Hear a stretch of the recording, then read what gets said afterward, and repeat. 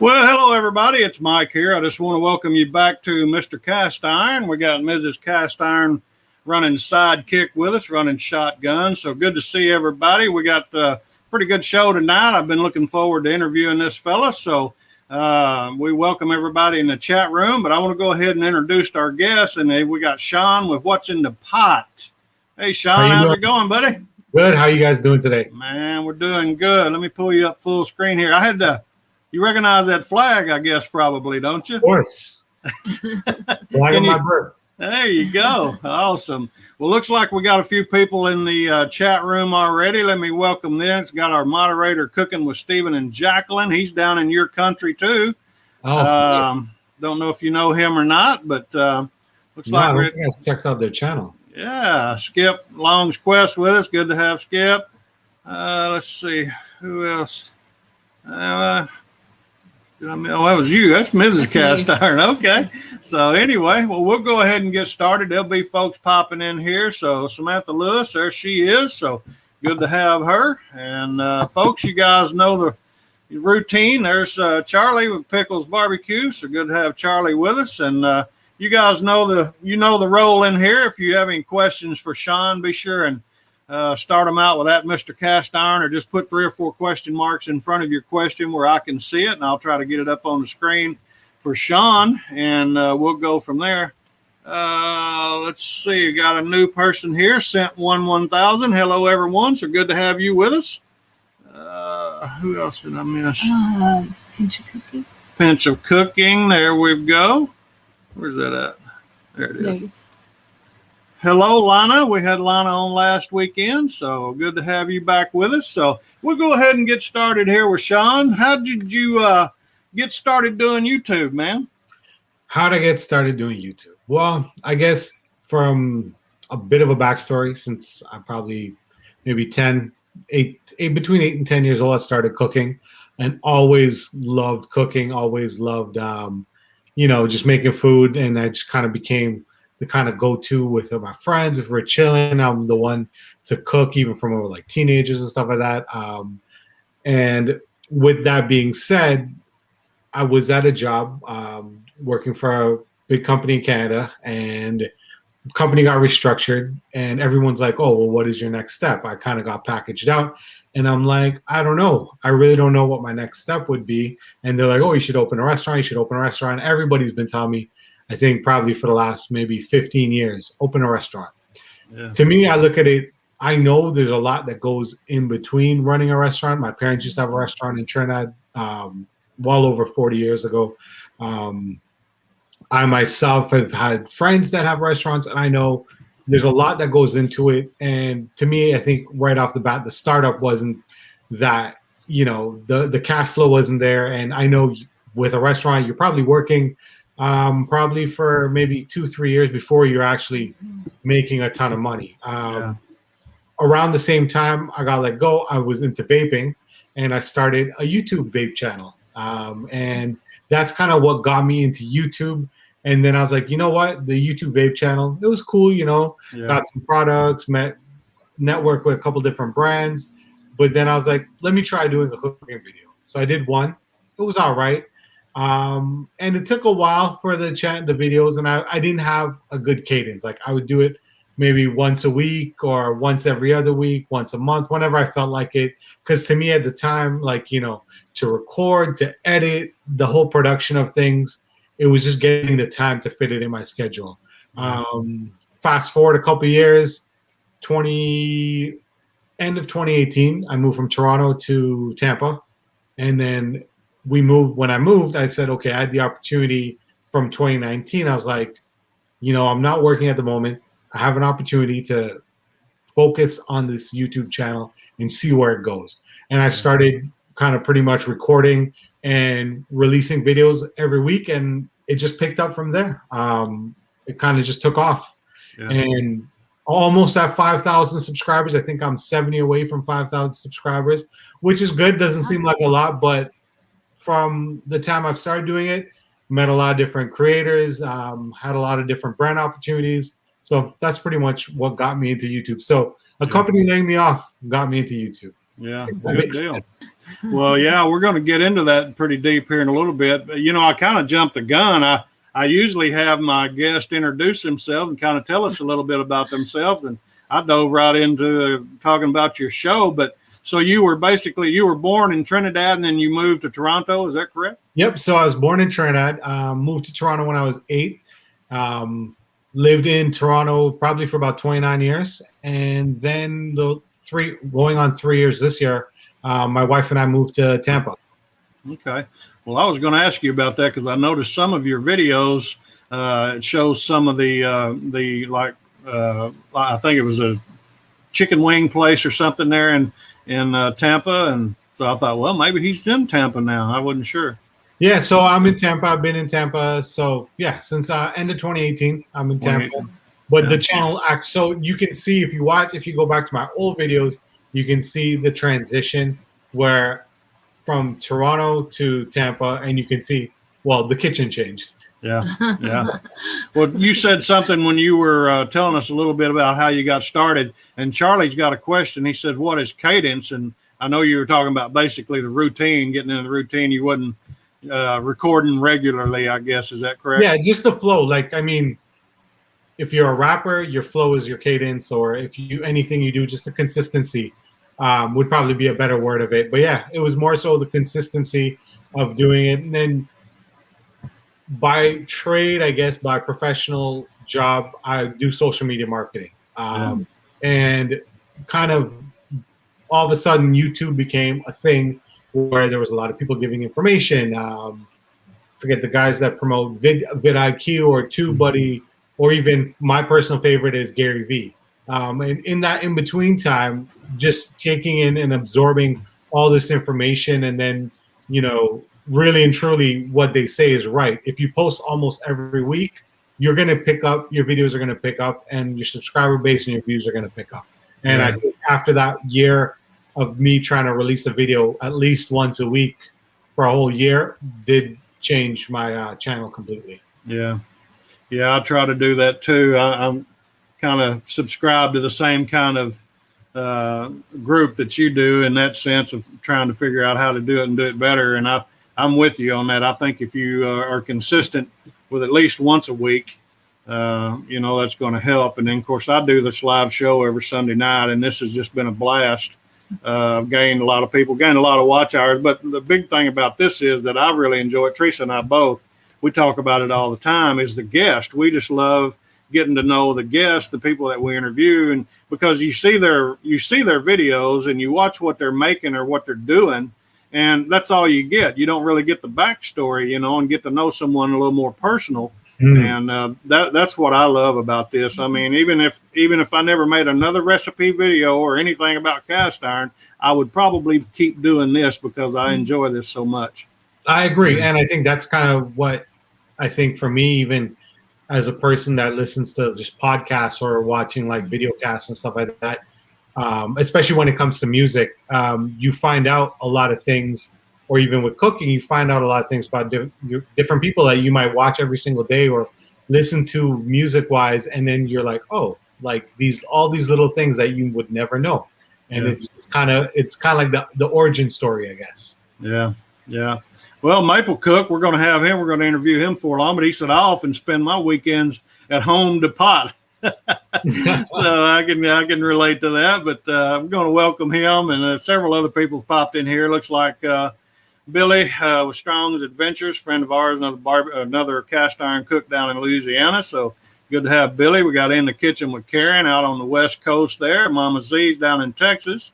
So good to have her. Little Eric's in your country. I don't know if you're familiar with Little Eric or not. I saw you talk about that. And I checked out his channel, and I showed my wife, and she's like, is this your son? Because he reminds me of me when I was a kid. Like, I love it. I love his videos. I love all of them. It's amazing. Yeah, me too.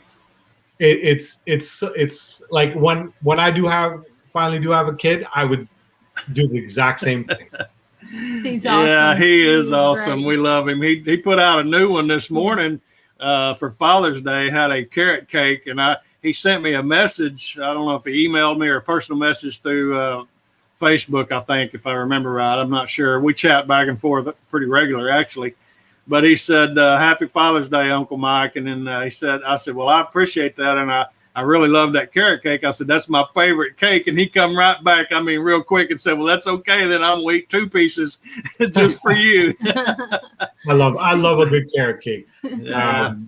Here, I think I'm in Florida. Publix carrot cake for me is like the best. Yeah. Wow. Publix. Yeah. Yeah. Big restaurant, or not restaurant, but Grocery store chain down there. Yeah. Mhm. Yeah. What a miss. The mafia here. There's one on every corner. It's from me. Oh, tell us a story about your vinyl on the wall. Yeah. So, before I started YouTube, I was actually I'm still a DJ. I've been DJ for the last 22, 23 years, since I was about 17 in high school. Started DJing. I actually DJ on SiriusXM as well, and a couple of different radio stations. Wow. One in Minneapolis, Minnesota, and then one in Western Michigan. So 2 cities in Western Michigan, Muskegon and Brenton Harbor. So it's a syndicated radio show on those networks, and then periodically, probably once a month or once every other month, I'm on a couple different channels on SiriusXM. So The Joint and SiriusXM Fly. So the records, it's just kind of my collection. Since I moved, I had when I started DJing, I had a lot of records, and I always wanted to do something with it. Everything transitioned from records to CDs to MP3s. Everything's all digital, but I always wanted to do something. So these are some of my favorite records. So I decided to put it up. Gives a little bit nice feature wall. That is awesome. I like it. Looks like Lee with Smoking Bears has popped in. He's another cast iron cook, so good to have him. Tell us a little bit more about that, if you don't mind elaborating on that. How in the world did you get involved with Sirius FM or radio? So I guess at the point when I was in Toronto, we had a DJ crew, and we were pretty popular. We were kind of just, when social media kind of just started popping off, we made sure, because I was into social media and trying to, new technologies, we would push our channel, push our radio shows with a weekly radio show. And then I guess my Twitter, that's right around when Twitter started, and started just kind of creating a following for myself on Twitter on my DJ page. And then I just got approached by one of the music directors in Sirius, and they're like, "Hey, we've heard your mixes, we've seen what you're doing. Would you like to be on our show as a guest DJ?" And that was 2012, and I'm still a guest DJ on that station. Wow, and that's The Joint. So it's the reggae, the Caribbean station on Sirius. And then from there, it kind of opened up a couple different opportunities to be guest DJs on some of the other stations as well. So I've been grateful for it. It's one of those things where you do Sirius and you don't realize the impact of Sirius XM until your show's on, and then you have people from different states or different parts of Canada just messaging me, "Hey, I'm listening in. Oh man, I don't want to leave my car. I'm having such a great drive. I'm going to drive around the block again until the show's over." So different things like that. So that's kind of how I got into Sirius. I've also been a club DJ for the last 20 years. Pandemic hit, so I haven't really been doing much club stuff, but still continue doing the radio stuff. For me, I always love radio, and the YouTube was an easy transition in that sense, because I'd always try to do vlog stuff if we're at a club or if we're at an event.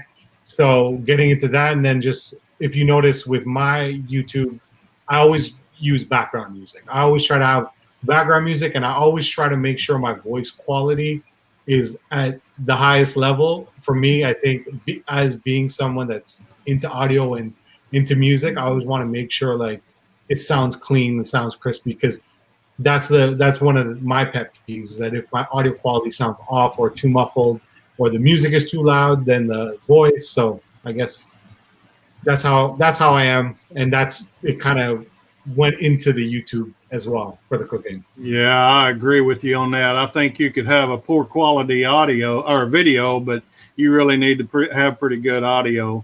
I think, a lot of people will stick with your video, even if it's poor quality, if you got good audio. I really do. I'm with you on that. Eric What did I said miss? the cake's all gone. Eric said the cake's all gone. All the carrot cake's all gone, buddy. They were asking for a Oh piece. man, my feelings are hurt.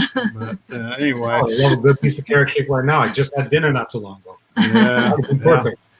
So now you were talking about that a little bit about the DJing and the different things, the vlogging and whatnot. But how would you describe your channel now? I think I've benefited a little bit from YouTube adding the shorts option, because for me, I always felt like I had to do a video. And then when they started doing the shorts, I started uploading some of the shorts that I would have for Instagram Reels or just Instagram videos or for TikTok. So kind of sometimes if I'm looking to add extra traffic to the channel, I think I push that. I push those smaller videos through, if that answers the question. Yeah, yeah. Well, yeah, I've been kind of dabbling with it every now and then. Matter of fact, I was at work and I thought, they might like this. So I recorded an airplane flying over my truck where we were unloading. Crop duster. It's a crop duster. Yeah, we company I work for, we haul fertilizer that fertilizes the crops and everything. And some certain times of the year, the only way we can get it done is by airplane. Oh, And cool. the way the wind was blowing the day that I recorded that, he was having to come right over the top of my truck in order to land. And so the wind wouldn't blow him around so bad. And I watched him do that 2 or 3 times. I thought, I'm going to record this and just throw this up as a little short. And I've got over 1,000 views on that already. And it's not even 48 hours old yet. It's crazy how some of the shorts just pick up, all of a sudden, they go. And I've been looking at some of the creators that do the shorts, and they don't actually do full-length videos. It's all shorts, as a YouTube channel or a TikTok channel would be. And some of them have millions and millions of views. So it's interesting to see YouTube get into that space. Yeah. Mike Baker's popped in with us, a good friend of ours from my hometown, and so good to have him. We interviewed him the other day, and he's rocking and rolling. He's another barbecue guy. I'm not sure if you're familiar with him or not, Sean, but he's doing some pretty awesome stuff on YouTube and on Facebook. No, I definitely got to check out his. What's he under on TikTok? Yeah, I'm not familiar with TikTok. Can you? I don't know if Steven's got everything. Steven, if you can pull his TikTok up, I don't even know how to search for somebody.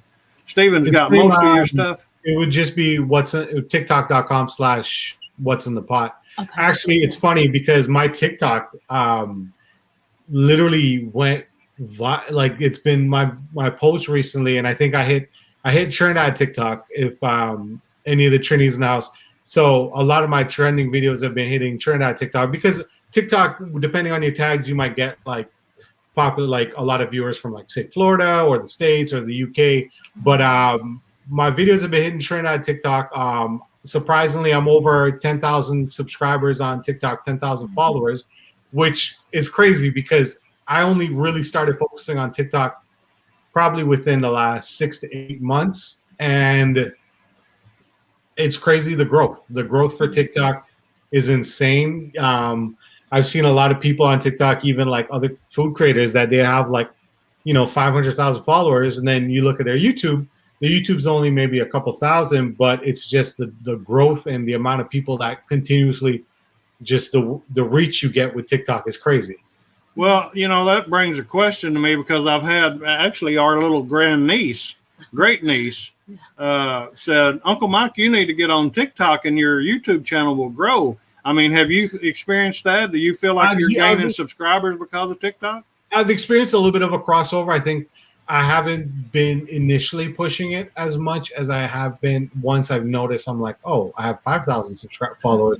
I have almost 10,000, and I've been pushing it. And there is some of the transition, but at the same time, excuse me, some of the videos, for instance, somebody might ask a question, hey, make this. And I'm like, hey, go to my YouTube channel. The link. I already have it made on YouTube. It's probably a 15-minute video or a 10-minute video, so too long for TikTok, but it has the ability to, to reach out to other people, because sometimes when someone might say well, why don't you try making this? Or why don't you try making that? Well, actually, I already made it. There's over 100 videos on YouTube of different things. So I've been noticing not crazy growth yet, but I've been noticing a transition, and even talking to other creators, it's kind of a good way. If you're blowing up on TikTok, it's a good way to promote your other social media platforms. That girl, we have a girl in our town. How many people? Like, we have 4,500. We have 3,700 population, and she's got 1 million subscribers or something like that. That's crazy. And she's doing just silly stuff. Yeah, not even doing any YouTube either. I mean, she's got a YouTube channel, but But I was curious about that. Good friend of ours we're going to be interviewing next Sunday night. Big Lou's in the house. Big Lou Barbecue. He's down in Louisiana. Another good cook, if you had never checked him out. And I'll tell you too, Sean, in case you don't know, what I do when I do my live streams like this is I have the live chat where it will come back up after YouTube renders this video. So usually anywhere from 8 to, usually anywhere actually from 2 to about 12 hours after this show's over.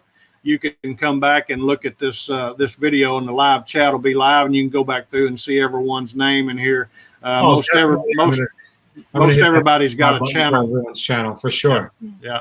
So Robert Crow's Outdoors in the house. Good to have Robert and Big Lou and everybody. So guys, if you guys have a question for Sean, be sure and pop it in here, and we'll try to get it up on the screen.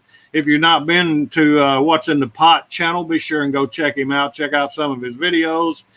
Give him a thumbs up. If you're not yet subscribed and you like what he's doing, go ahead and hit the subscribe button, and I know he'll certainly appreciate that. And likewise, if you've not hit the thumbs up button on this video, we certainly appreciate you giving us a little love there. It helps us, so we appreciate that.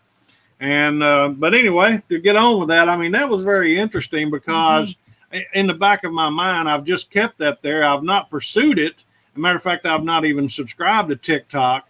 I know a lot of people have, but my problem is I can get stretched too thin. And if I get stretched too thin, I feel like personally, I can't be effective on one thing, and I certainly wouldn't be effective on all. And I've just gradually started introducing Instagram into my life a little bit more. I'm not on it all the time, but I will go in and I'll like someone's post or whatever. And all my guests, I usually always that morning, the Sunday morning, I go in and put a post in there and let everyone in Instagram know that we've got this guest coming on YouTube tonight.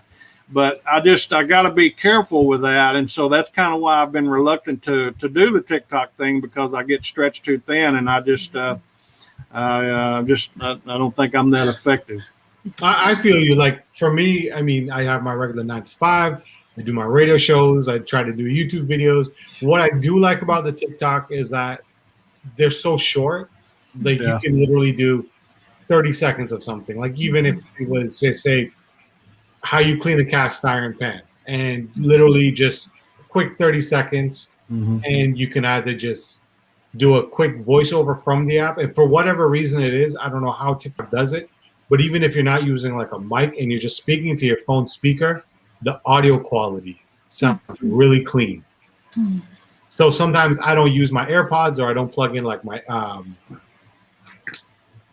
headset. I just go straight into record it off my phone, and the audio quality is pretty clean. I know some people do more production on their TikToks, but sometimes some of the quick ones that I do, I just do it and then just pop it on.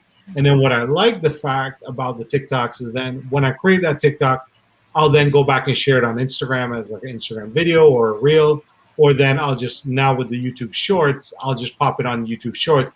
And sometimes, like, on the weeks where I'm like, I'm jam-packed with so many things, and I'm like, but I still want to put a YouTube video out, I'll put up a short. And then it still kind of gives me that, okay, there's still something every week. Whether it's a minute video or whatever it is, it still gives you something that, whether you're subscribers. And I feel like YouTube, the algorithm, however it works, it's like when you consistently post, you get more traction. I find when you fall off and you stop posting for a month on YouTube, your next video, I find it takes longer to get that traction back. So I find, like, for me, it's kind of a good way to just kind of keep keep content popping up. Yeah.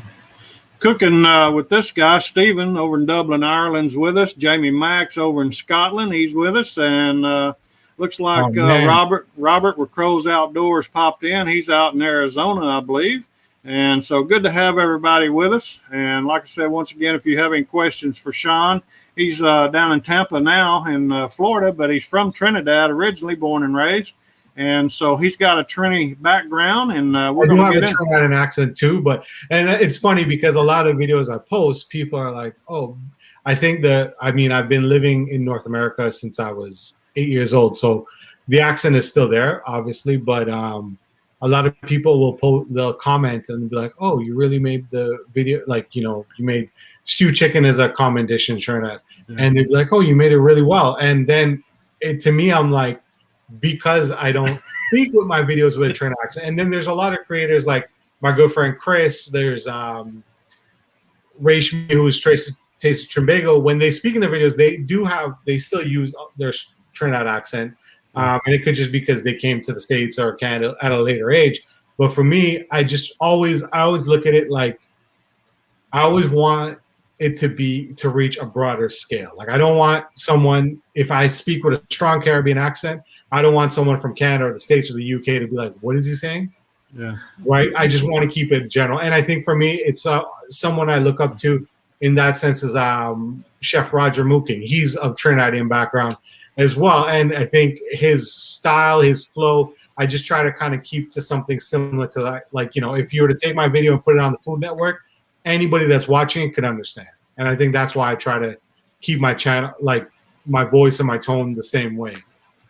And also at the same time, my wife says it's my radio voice. Because for whatever reason, once I'm in front of a camera or in front of a mic, I switch from just a regular person to that radio voice and that radio flow and style. So yeah, that's awesome. Listen to your wife. Yeah, listen to your wife. We'll give her that this time. But. She makes fun of me too when I go to order drive-through. Because I just can't just order drive-through like it just kicks in. It does. It really does. Like I just can't help it. It really does. Yeah. You may have answered this already, and I may have forgot it or missed it. But when did you start your channel? I think it was probably October or November 2017 or 2018. Let me go. I have my channel on my other screen here. I'll tell you my first video. Mama Z said it's hard not to talk Texan down that way, which I can relate to that. But Billy, would be my first video. 3 years ago. Yeah. Well, I'm gonna pull your channel up if you don't mind and share that with everyone. And let me see if I can share my screen here and get you pulled up.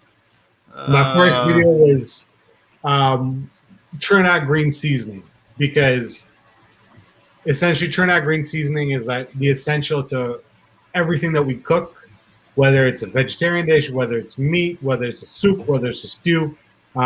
It's what we put in all our food. And I think the very first video is kind of like, if you're going to follow my channel, you're going to need to know how to make this. It's very similar to Puerto Rican or Dominican sofrito, which is almost the exact same ingredients blended up, and they use that in their daily cooking as well. Yeah, cool. Well, we got you pulled up there. Looks like you got a real nice looking background and banner there. And it helps when your wife is a graphic designer. Oh, hey, well, look at there. She work on the side? She does some stuff, but she did most of my branding. She does that. I mean, I guess she has her own stuff that she has her own Instagram and stuff like that. TikTok for beauty tips and different things like that. And cool. So we kind of both do social media on the side as well. But it helps that, she started the outlook and the branding for the channel. Yeah. That's great. Yeah. I'm going to go to your about section here real quick before we look at your videos. But and I don't think I ever filled it out. No, you just got Caribbean food and more, so that's cool. But I got your links here for your social media channels. What would you say is your most viewed video? I think it was that crab boil. How to make instant pot chicken. Yeah, the Instant Pot videos do really well. At first, it was the lemon pepper wings. And then randomly one day I looked at the analytics. I'm like, wait, this seafood boil is doing really well. But it's crazy because that's been there a year, and I have 69,000 views.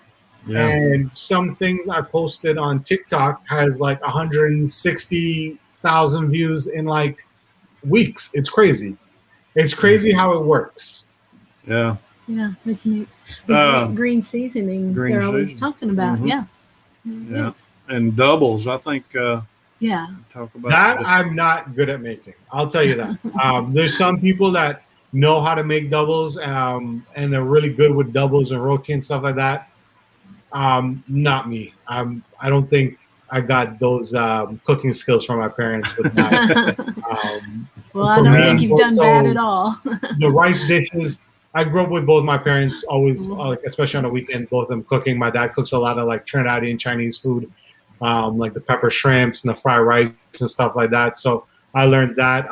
Some of the other things I learned to cook was from my mom, because she said if you're not gonna eat what I make, then learn to cook yourself. So I learned how to make stuff like curry chicken, stewed chicken, black beans, red beans, things like that. Yeah. And then I just try to, for my channel, I guess I try to do a style of what it's Caribbean food, but at the same time, a lot of Southern Cajun food is very similar to our food. So I love making like Cajun Creole food.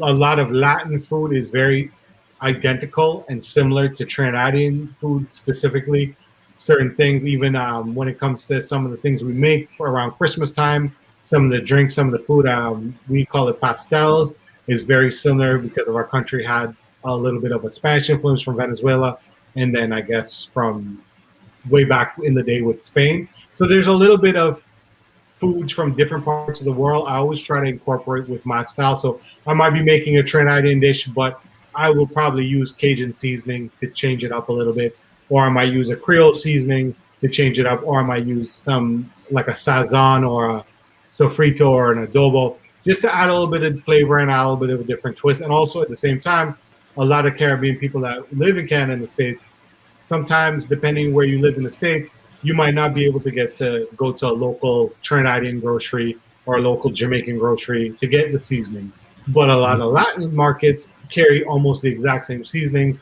that we use in Trinidad. So sometimes, use this instead of this because it's going to taste the same. So kind of giving tips to other Caribbean people across North America and abroad. There are other options that we can use and we can try, and it will still get the same flavor and the same taste as our food as we would if we were still back home.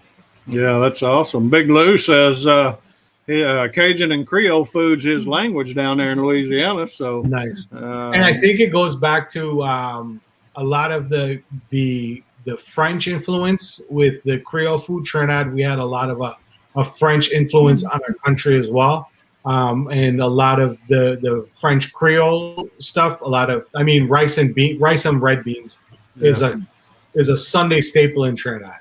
Yeah. And I know rice and red beans is a staple in Louisiana Creole cooking, Cajun cooking.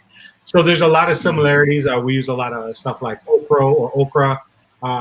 So like gumbo is very similar to a dish we have in Trinidad called pilau, which is meat, beans, we use like a pigeon peas, seasonings, different things like that. But when you look at the two dishes side by side, there are a lot of similarities, and it goes back to, I guess, from the days of when you had the kind of amalgamation of cultures. In Trinidad, we have a lot of different cultures. They're African, people of African descent, Indian descent, Chinese descent, Spanish descent, Middle Eastern descent. So we're very much of a melting pot of our food. Well, and Charlie's got, he also said in a lot of Indian influence too. So talking about India, I guess, West, not the American Indian, but Indian influence. And I knew Chinese.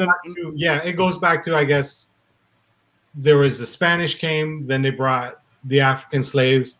The French came, the French freed the slaves. The British took over the country. And then after the British took over, they brought Chinese, they brought Portuguese, and they brought Indians to work the fields as a so-called indentured ship, but it wasn't really. It was a fancy term for slavery, I would say. Yeah. But at the same time, everybody brought their culture, and everybody's culture kind of created. Yeah, like today I made curry chicken.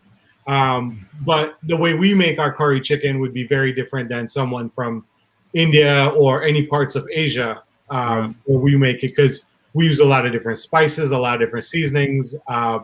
So I mean, we're a cosmopolitan of a country, but I love that because our food reflects in that. And I think out of most of the islands of the Caribbean, I think we have the most diverse food. Yeah. Another friend of ours, Barbecue Shack, just popped in here, so good to have him with us. Jamie Mack says he loves how cultures influence each other's food throughout the world. Wait, Jamie 100%. And Eric, you gotta save me some of that curry goat and dal-puri. Yeah, Eric.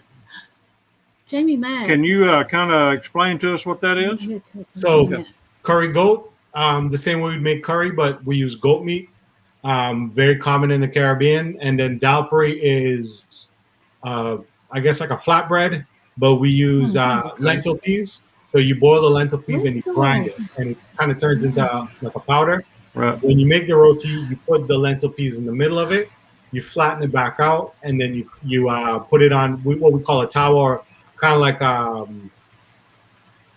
what's the other thing? I forget the name of it, but a lot of people use it to make tortillas on. It's kind of like just a big flat surface, and you would just put it on that. You add a little bit of oil, and that cooks the roti.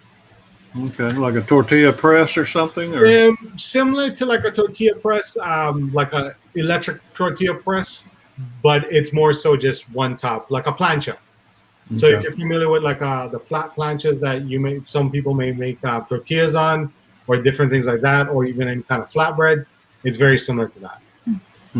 What did I miss? Jamie Mack, his sister just had a baby in the other room.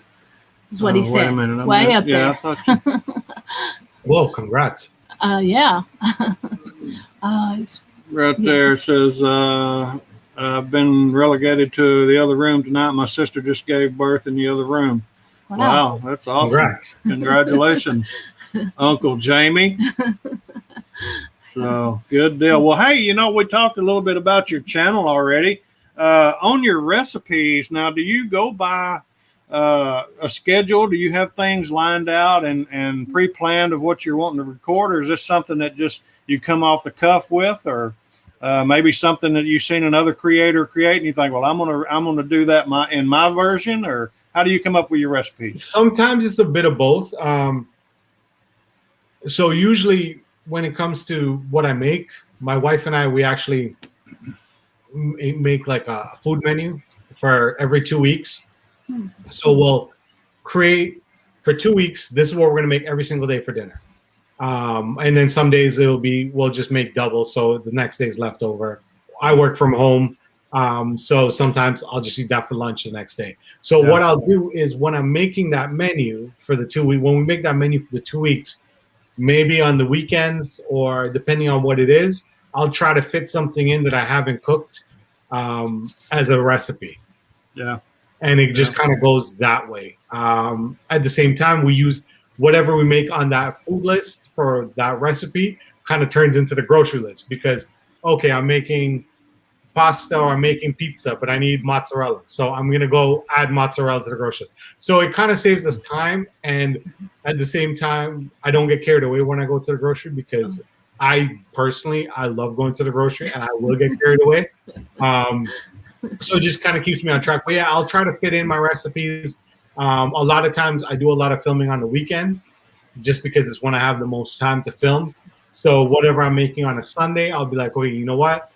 I'm going to film this on a Sunday, and I'm going to make, if I'm going to make barbecue chicken, or I'm going to make ribs, I'll be like, okay, this is going to be a good video. So I'm going to go ahead and put that on my menu for Sunday as Sunday's, meat course. We're going to make ribs and then kind of go from there. But my wife is pescatarian, so she doesn't even eat meat. So half the times if I make like a pulled pork, like a 10-pound pulled pork, I'm stuck with all that pulled pork. So sometimes I'll just try to, if I'm doing like bigger stuff like that, like pulled pork, I'll try to plan it around like if, we're having company over, or if I know we're having a barbecue. So I'll film it, record it, and then at least, it's not going to go to waste. Yeah.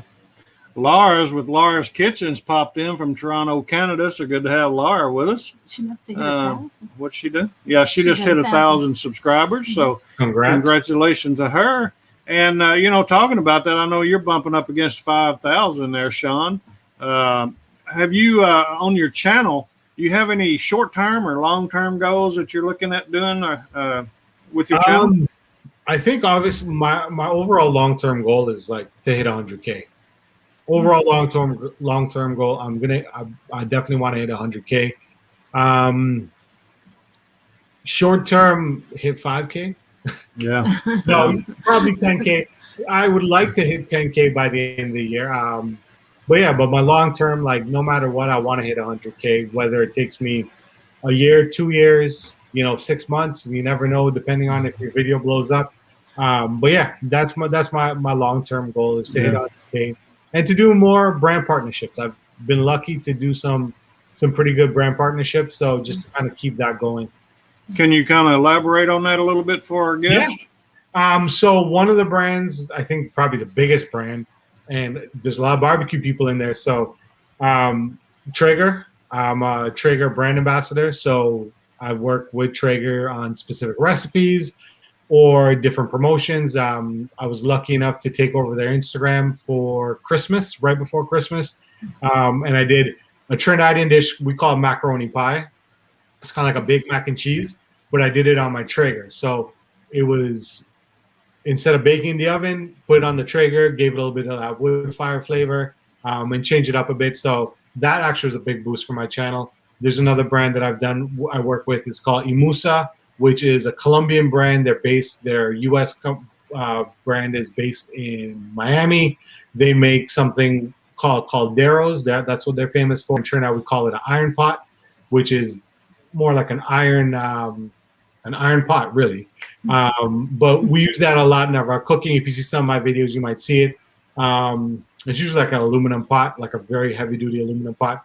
So I've worked with them with some of their products, just showcasing some of their pots and pans and stuff like that. And then the one brand I think I started working with from the jump was Kalubox. Kalubox is a box service. So just as any monthly box service, catered to people from the Caribbean that live in North America. And pretty much every month is a different theme. This month's theme, June is Caribbean American Heritage Month. So they did a Caribbean pantry. So pretty much like the essentials. So it'd be pepper sauce, some seasoning, some spices, different things like that.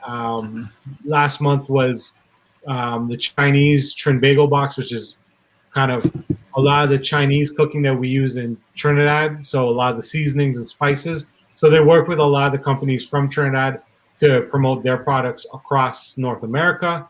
And they send the boxes out monthly to different subscribers. I'm lucky enough to showcase the box every month. So that also helps me with some of my seasonings and sauces and with some of my recipes as well. Because if, for instance, if they send me a new hot sauce or they send me a new seasoning for different type of chicken, I'm probably going to make a recipe out of it, promote them in turn, and then promote my channel at the same time. Well, that brings me to another question, and you don't have to go into detail unless you want to, but on the brand deals now, is this something that you're reaching out to different brands to try to represent, or are they reaching out to you? A bit of both. Like, for instance, Kalubox, they reached out to me. A tip that I always share if I'm on any podcast or anything like that, I'm a big advocate of Gary Vee. I'm a big follower, big fan of his. Yeah. And one thing that he said that stuck with me, and I've applied it on my music side and on the cooking side, he's like, for instance, if you're a shoe creator and you make custom shoes and you reach out to, 500 NBA players. Out of those 500 NBA players, one of them is going to say yes. Yeah, I'll do a custom shoe with you.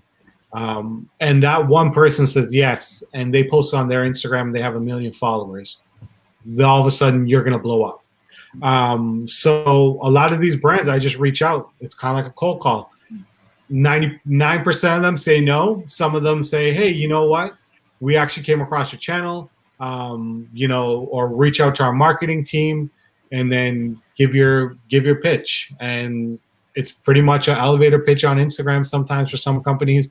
I've reached out to companies like Kinder Seasonings and Spices. They reached out to me because they're like, oh, we like what you're doing. Another company I reached out to was like RecTech. They sent me over some seasoning and spices. They're like, some companies, they'll say, well, here's some stuff. Let's see what you can do with it. If you can do something great with it, maybe they'll sign on to like a partnership deal where we make a planned deal for, a product, or a promotion with them or a placement. At the end of the day, if it doesn't work out, hey, you got some seasoning out of it for free. Yeah. So I tell any creator, any YouTube creator, if you're going to reach out to a company, go ahead. It doesn't hurt. They may or may not respond to you. They may respond to you a year later and then say, you know what, let's give it a shot. So I always say, just with some of that stuff, yes, you're going to get traction if your videos are popular, or if you become popular and you have some good videos and the quality of work you do. That's obviously one way, but the other ways, sometimes you just got to reach out. Some of these companies, they probably have 500,000 followers and you might only have 1,000. But hey, if you have that strong base and you can say, this is what I do, and every time I post on Instagram, I get 500 likes and 400 comments or 30 comments, 40 comments, that's worth a lot to a company, because then they know that you actually have an actual base, actual subscribers that will take your word. You tell me, hey, well, try this cast iron from such and such company, and you have people jumping in every week talking about, listening to what you have to say. You can leverage that to a company and say, hey, we have people that want to listen to what I have to say every single week. So, out of 300 people, 100 of them might buy it. That's, 100 people in sales, and which could eventually grow to something else. So just cold call people. Don't be shy. Don't be afraid of rejection. That's how I look at it. I think sometimes that's the only way to grow. And I think a lot of creators, they'll ask, or they'll reach out to me like, how'd you do that? How'd you do that? And I'm like, you just have to do it. You just have to put your foot out there and just kind of, be used to the rejection, and then it's going to happen. I think it's kind of like any creator that starts a YouTube channel. Your first video is not going to do that well. My first video did well 3 years later, right? So and I always look at it this way: nobody's overnight success. So no matter what you do, we're not going to like shoot to 1 million right away. It's going to take a little legwork. So I think it's the same thing when working with other brands. You just kind of try to put yourself out there. Well, when you were growing, before you reached 1,000, was this something that you had plans and intentions of doing? Was monetizing and trying to reach out to brands, do brand work and things like that? And also, was initially when you did get to 1,000 or whatever, when was it when people either started to reach out to you? Was it around that subscriber base, or was it a little bit later on? Or I think it was around that. I think some of my videos started gaining a little bit of attention, probably maybe a little bit after 1,000. I will say, probably a little bit after. And then we had a couple brands reach out to me. Calibox was one. And I think the other thing too, what people got to do is, you have a brand that you like, be a part of their community. They post something about, they did a, chicken wing recipe, be part of that community. Comment and say, hey, I make my chicken wings like this. Oh, I love this recipe. Yeah.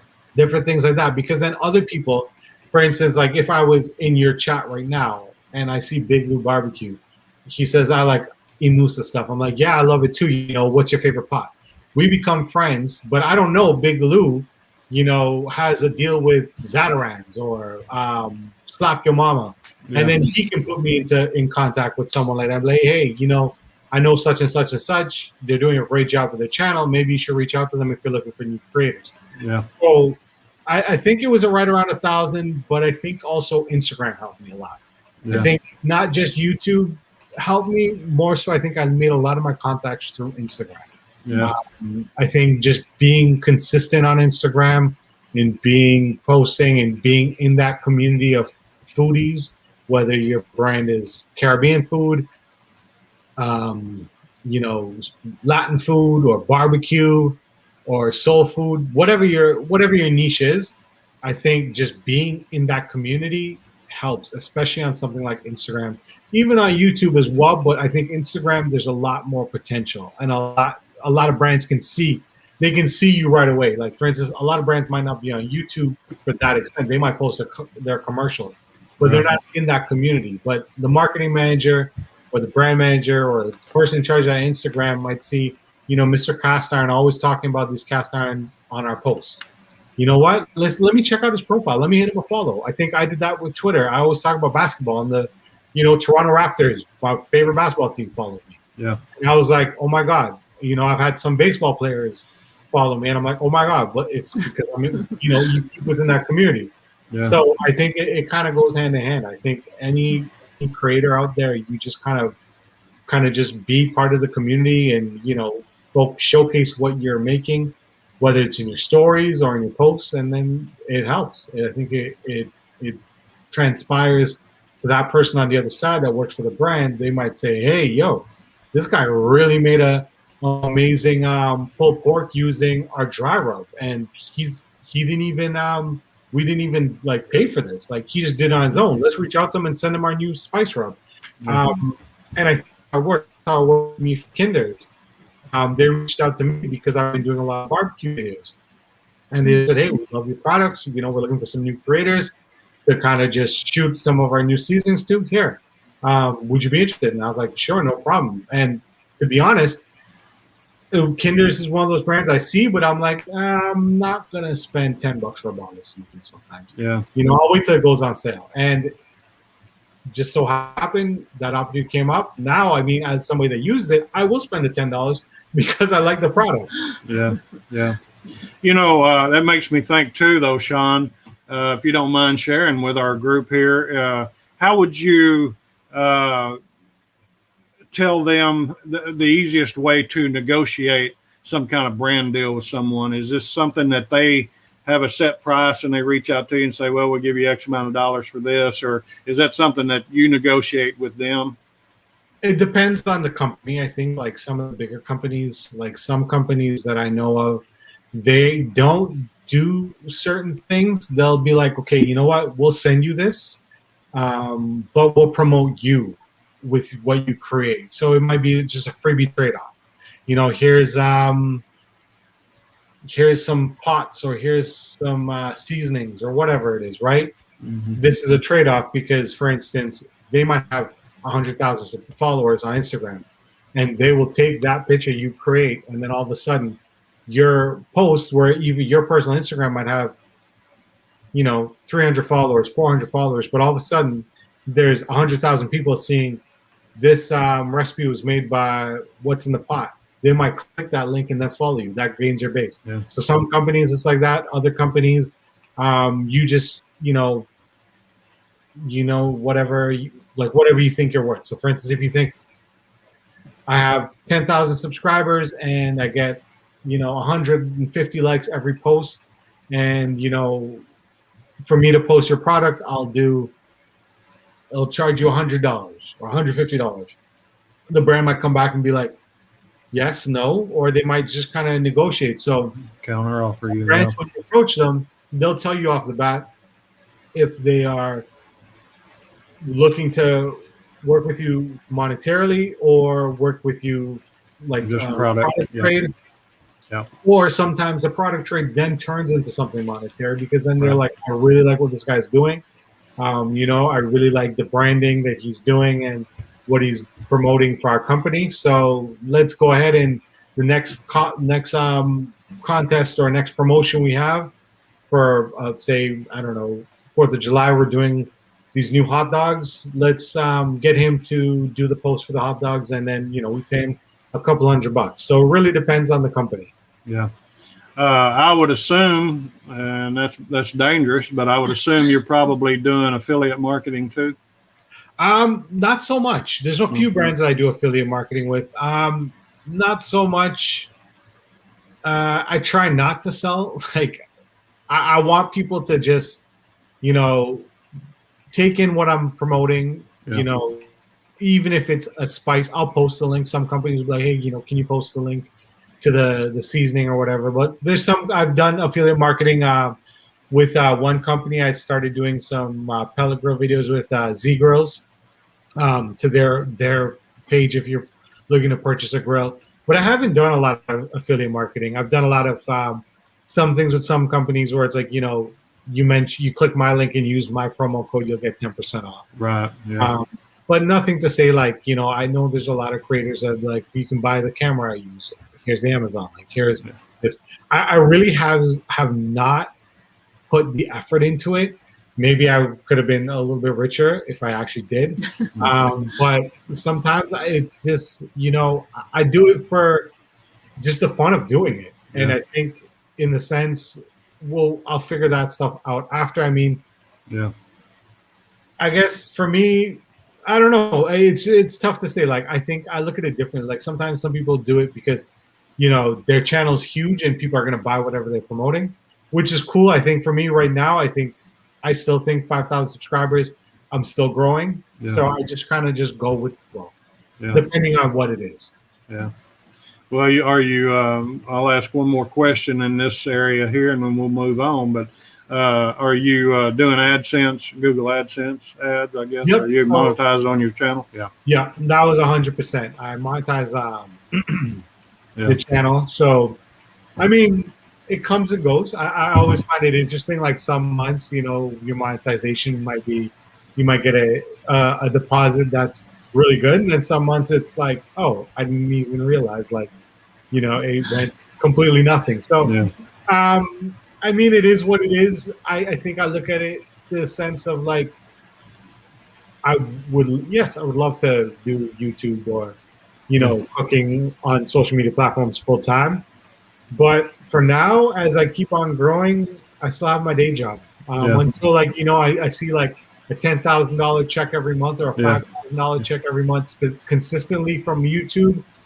I'll think twice about, you know, keeping that 9 to 5. But I think at the same time that it goes into the where some creators that's what they do. That's their 9 to 5. They can put out 3-4 videos every week. Because literally that's all you're doing. Whereas for me, you know, and same thing with you, as you said, with the burnout, I work from 9 to 5. After that, you know, I do music, I do YouTube, I do TikTok, whatever it is. So it's just trying to fit everything in place. Well, we're bumping right up against an hour. Are you able to stay with us a little bit longer? Probably another 15, 20 minutes. Okay, cool. You know, we get back to your talking about your channel. Now, you got that DJ voice. I just got to ask you, what are you recording your videos with, and what kind of microphone are you using to do that? Videos. So I'm actually a big fan of my iPhone. Cool. So I've always used my iPhone. My first channel, like my first set of videos, I started with, I think it was an iPhone 7 or an iPhone 6S. And then I actually got a GoPro, but I never liked the video quality. It was one of the sessions with 4K. It was one of the first ones with 4K, but I didn't like the video quality indoor. Outdoor, amazing. Absolutely amazing outside. Indoor, it was just never took off. Like, my personal opinion for it, I never liked it. So I went back to iPhone. I'm using the iPhone 12 right now, and I love it. I can't complain. Mic-wise, I started with the Yeti. I'm not the kind of person that actually records videos. Like, probably the first maybe 5 or 10 of my videos, I talked while I was cooking, but I didn't like the fact because sometimes if I mess up, I'm like, shoot, I have to re-record this. Or if you're cooking and you're like, what am I going to do? So I like the video after. I'll show you the mic I'm using right now. Look at that chair, the black and white chair. This one is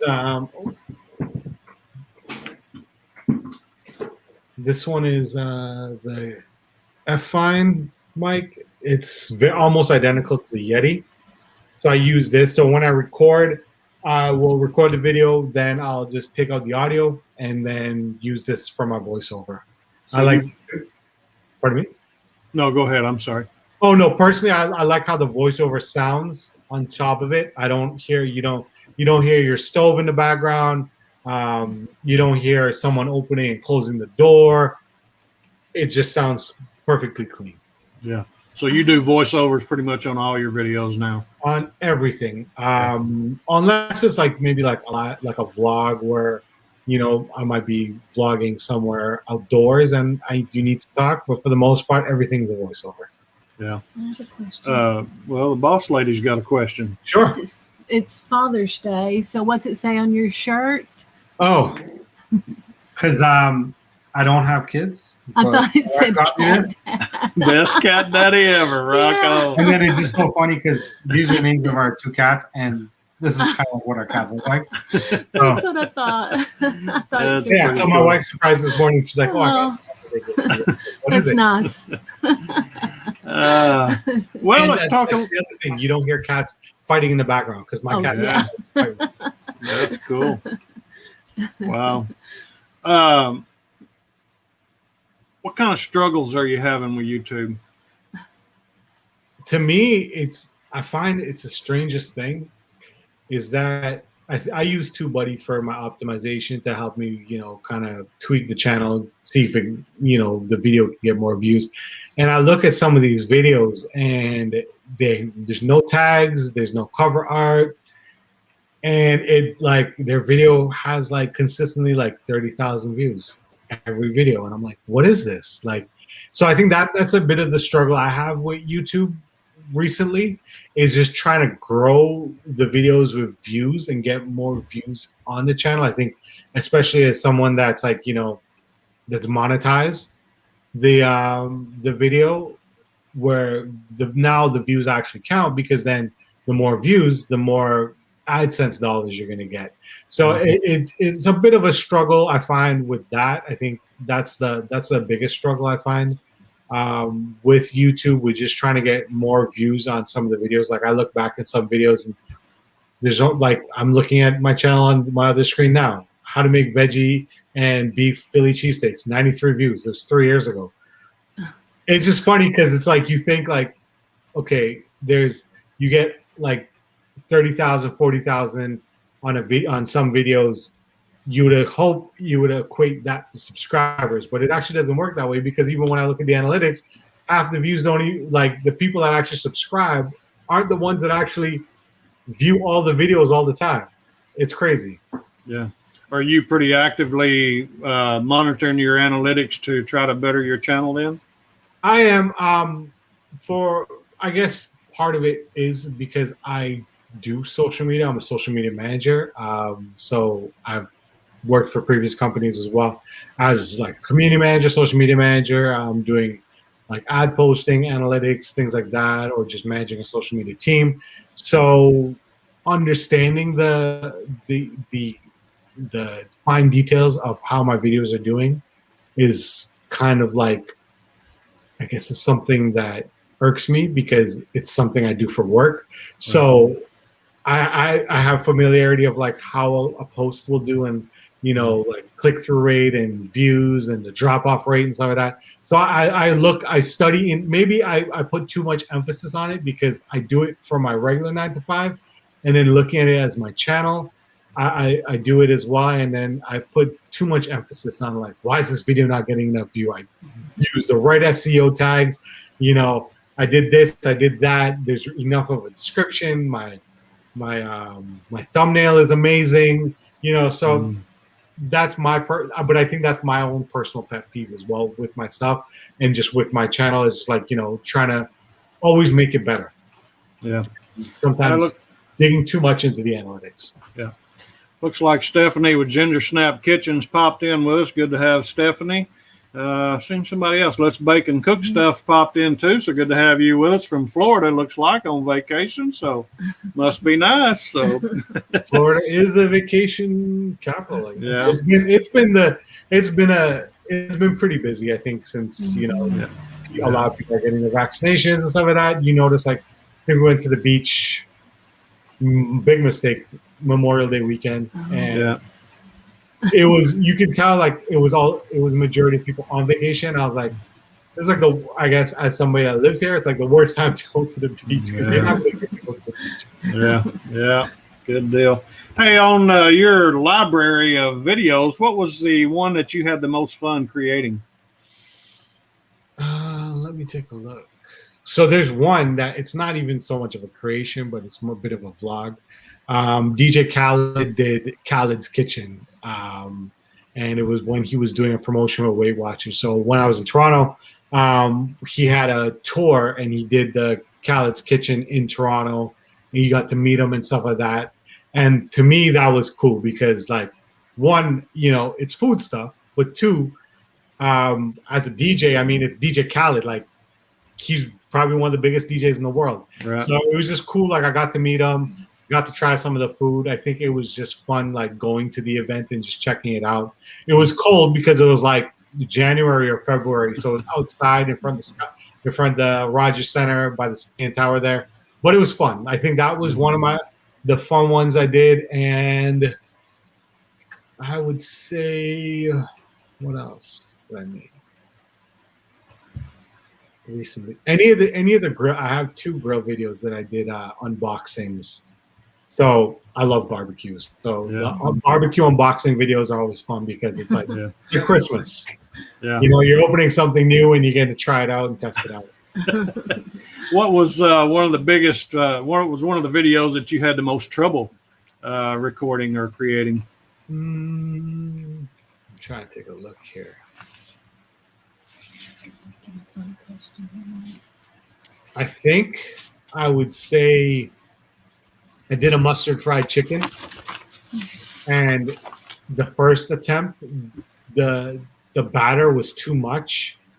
So when I was trying to like break open the chicken for the video, the batter just like literally fell off. So it wasn't like, I don't know. I think I just made it. It was almost like a fish and chips batter.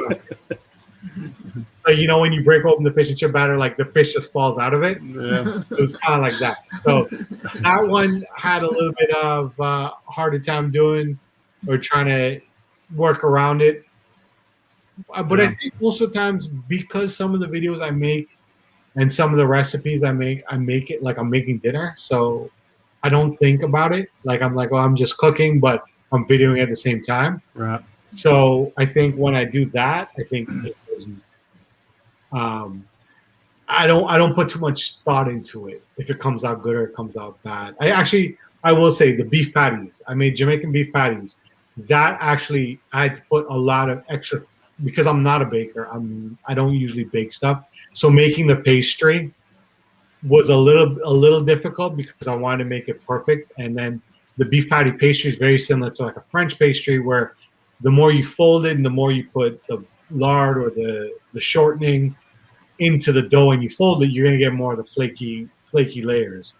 So someone that doesn't usually bake, that was a little bit more challenging. Just that portion of the video with doing the dough. Like pizza, no problem. But because it was something so specific where Jamaican beef patty, like the quality or like the test of it, like I guess when you do a pulled pork, you pull out the bone and it just pulls right out and you're like, okay, that's a good pulled pork. Yeah. Like you have those flaky crumbs when you do Jamaican beef patty. And I think that was like, to get that perfect was my biggest challenge. Yeah. Yeah. Well, talking about techniques now, what is your favorite thing to cook on, bake on, or to make anything with? What's your favorite thing to cook with? I guess not to be biased, but my Traeger. Yeah. So 3 things. For grilling wise, the Traeger, 100%. I had a big Oklahoma Joe's stick smoker. I had a gas grill, and I just kind of jumped into trying out a pellet grill. I bought a cheap pellet grill at first just to see what it was about. And to be honest, I love the pellet grill. Even for baking and stuff, it's really good. But barbecue-wise, I don't think I would ever go back to like consistently only using like a gas grill or a stick smoker. The Traeger, for me, hands down. The other 2 products I probably use every single day: Instant Pot because it makes life so much easier. Yeah. And air fryer. Yeah. I love fried food. Did you hear that? Yeah, air fryer. Yeah, Air fryer. I hear you. I love fried food, but I love that you can do anything in the air fryer. Like Yeah. Yep. We for dinner today, like I made rice, I made stewed lentils. I did the lentils in the Instant Pot because it was so much quicker, 20 minutes and I'm done. I did shrimp for my wife on the air fryer, 6 minutes, and it was perfect. Yeah. So those are 3 things I don't think I can live without. Yeah. Well, if you don't mind, I'm going to share something with our group here, a little public service announcement if we can. Let's see if I can pull it up. I don't know that I can No, here. you can't. I sure can't. I don't have it pulled Just up. tell 'em. Okay. Well, anyway, I'm just going to share this. Maybe I can here, Yeah, there it Teresa. is. Let me see here. No, it's not letting me. Okay. There we go. Just to share this with you guys tonight, we got Sean with What's in the Pot. Next week, we got Big Lou Barbecue going to be with us. And 4th of July, we're going to take a break and go visit some friends of ours from church and have some barbecue ourselves. The 11th of July, we're going to have Eric with Cast Iron Chaos. Bill with Maple Cook will be with us on the 18th. The 25th is open. Had to reschedule. Kent from Daddy Dutch had some things going on. He's going to be cooking, so I had to make some changes with him. We're still in the talks of where we're going to reschedule Kent. Richard with Cajun Our New Barbecue is going to be on the 1st of August. Wendy, Simply Wendy Live, Love, and Bake is going to be on the 15th. So we got a few dates open, but I just wanted to run this down with you and share with you guys what we got coming up and going on. So we appreciate you guys always being faithful and checking that out. So, but tonight we've got Sean Grande with What's in the Pot. And so if you've not yet been to his channel, be sure and go check him out. Check his videos out. Leave him a thumbs up. Leave him a comment. Tell him you've seen him over here on Mr. Cast Iron's channel, and I know he'll appreciate that. Likewise, sure. If you're not yet subscribed, be sure and smash that subscribe button. If you're not giving us a thumbs up yet on this video, we certainly appreciate you showing us a little love, and we appreciate all that. But we're about to run out of time here. I just want to hit Sean with a couple, 2 or 3 more questions before we go. But since you've been, you were born and raised in Trinidad, you moved to Toronto, and now you're in the States. What is it about the States that you like the most? Good question. It's a good question. I guess for Florida, I guess for me, one of the main reasons we moved to Florida, the weather. I think it's kind of a great combination of both being in North America and being in the Caribbean at the same time. I hate the cold, although I lived in Toronto for almost 30 years. So I still, to me, I'm not a big fan of the cold. I'm not a big fan of cleaning snow and driving in snow. Yeah. So I got to say the weather and the amount of food options, which is not good either. Yeah. Do you see yourself moving back to Trinidad? I don't think I would. I think I mean, I still have lots of family on both sides, on my mom's side, on my dad's side. I still have lots of family in Trinidad. Last time I went back was maybe 2015. So it's been a while. But I don't see myself moving back. I mean, I think that's why I like Florida. I have that opportunity of kind of living that Caribbean lifestyle, but still living in North America at the same time. So conveniences of both. No, I don't think I definitely obviously go back for vacation, visit friends, visit family, things like that. But I don't see myself moving back. Yeah.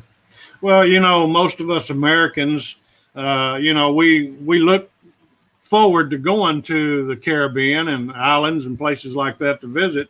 You know, that's something that a lot of people have been to or look forward to going and do. But what would be your favorite spot, since you come from that area? What would be a favorite spot that you would love to vacation at that you haven't yet? That I haven't yet. I haven't gone to England. I would like to go to England. I've been to Europe. I've been to Spain, Italy, and France.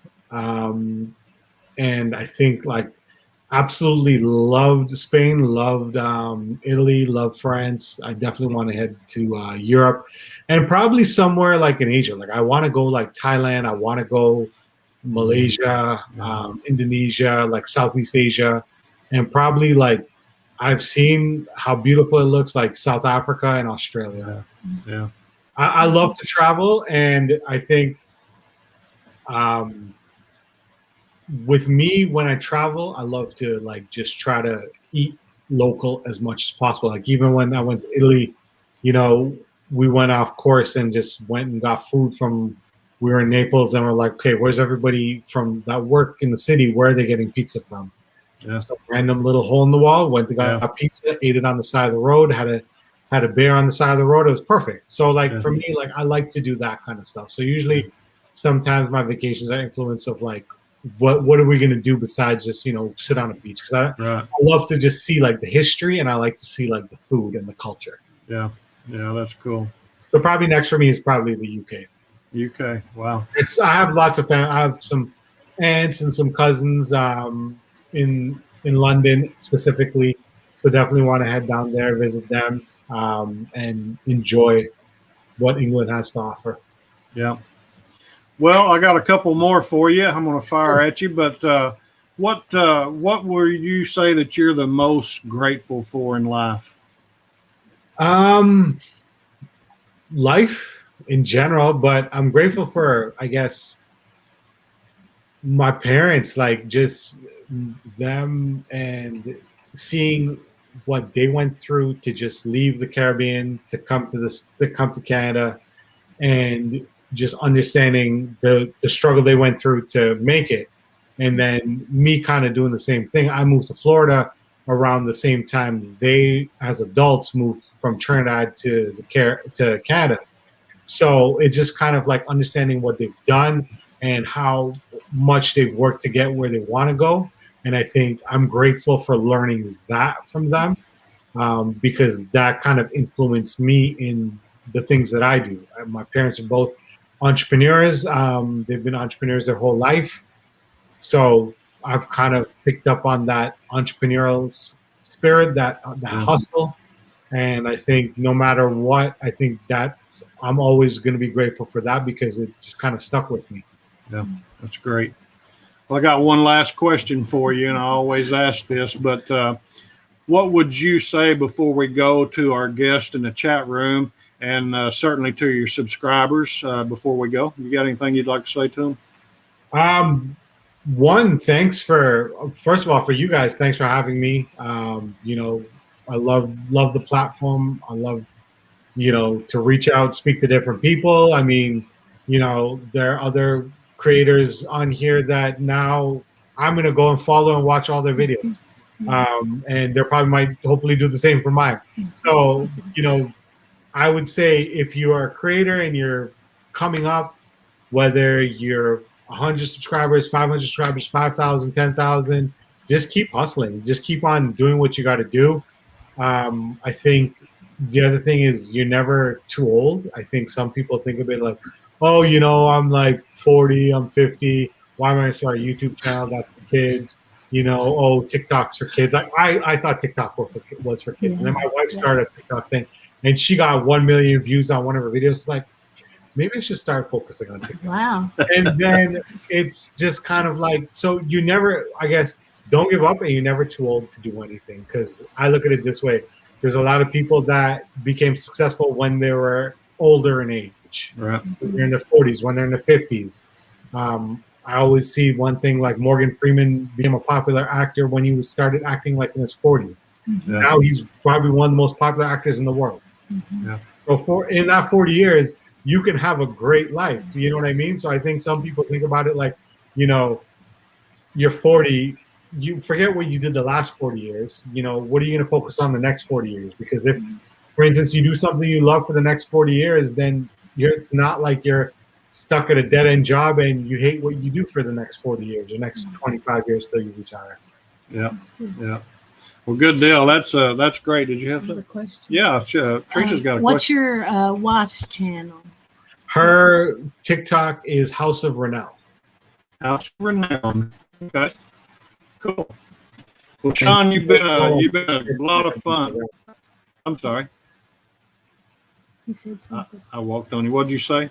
No, I said her channel is more like different little kind of beauty tips or like different things like that. I need that. Mike does too. Well, because both of us, side thing, both of us actually used to have a soap company and a beard oil company. So we used to make all natural soaps, everything handmade, all natural beard oils and things like that.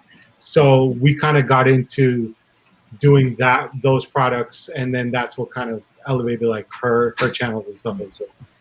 Cool.